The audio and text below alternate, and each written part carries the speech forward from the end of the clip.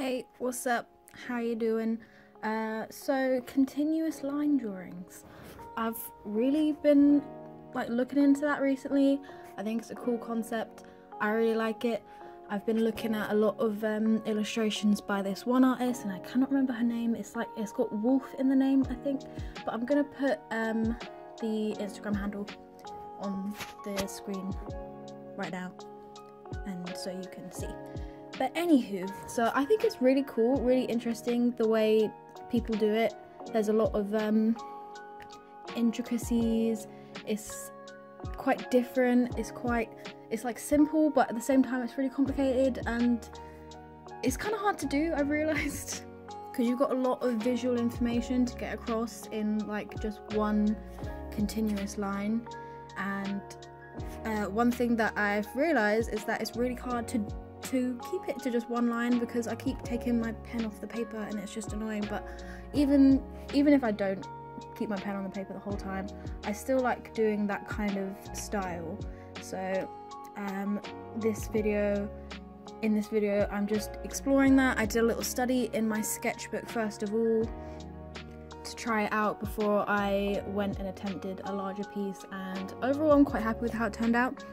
A lot of the artists that I looked at just had the line. They didn't really put any kind of painting on top of it, but I really like combining paint with line, like in that kind of geometrical shape way. I did a series which I call Shape Dancers, and I really liked that series. I thought it was really cool. In those I did kind of more of geometrical line work. It was very like sharper lines and triangles and stuff, and then I kind of overlaid that with watercolor in these like more expressive shapes, and I really enjoyed doing those, and they actually all sold on my Etsy shop, so obviously other people liked them too. But this is a little bit different because the lines are kind of more flowy. That's the kind of look I was going for, a very like smooth flowy line to try and get across the visual information of a face with the least amount of line work possible, but still kind of make it detailed enough, if that makes sense. So yeah, that's what I was attempting to do. The more final piece that I did after the sketchbook study ended up being a lot different. I used a different reference, I used different colours, I kind of used a slightly different style.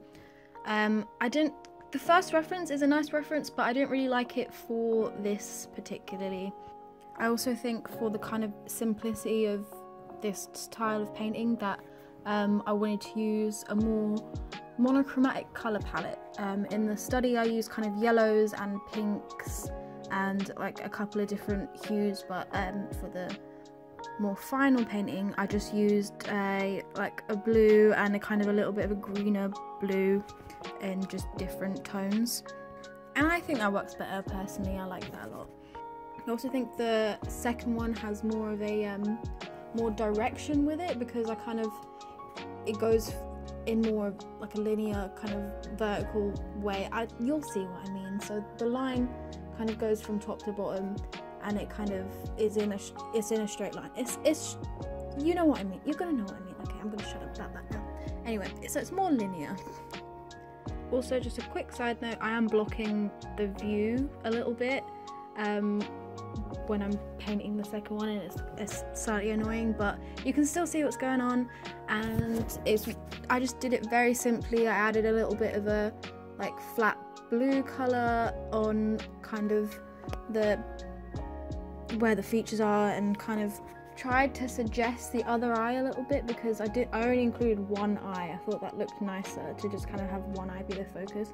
I've had a lot of people talk about that in their paintings. They try to emphasize one eye over the other, and in some cases some people just don't even paint the second eye. They just kind of allude to it in like their shading and stuff, which I quite like. I think it's a cool idea, so I only included one eye.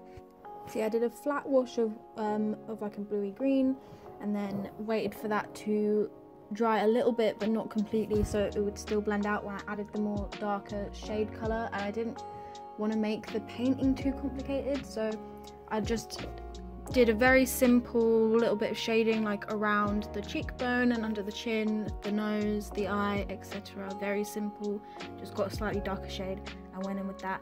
And of course I added some splatters because I don't think I can physically do a painting without splattering paint on it. Like I've never tried, and I don't want to, because I love the effect, and like I think it works for every single painting I've ever done, and I think it will work for every single painting I will do. So I will always include splatters because I love them. I just love them. I love the way they look.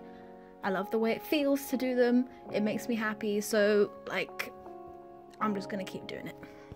So anyway, that's that. It's quite a short video because it was quite a quick process. That's another thing I like. I like being able to sit down, do a painting, bang it out in like one quick sitting, and not having to like wait for loads of different layers to dry. Like, even though that sometimes can be really satisfying to do like a large complicated painting that takes a lot of time, I think I do really like these more simple ones that I can just do quickly. And yeah, so I'm nearing the end of the video, so I'm gonna stop talking now. I'm gonna shut up. Okay, bye bye.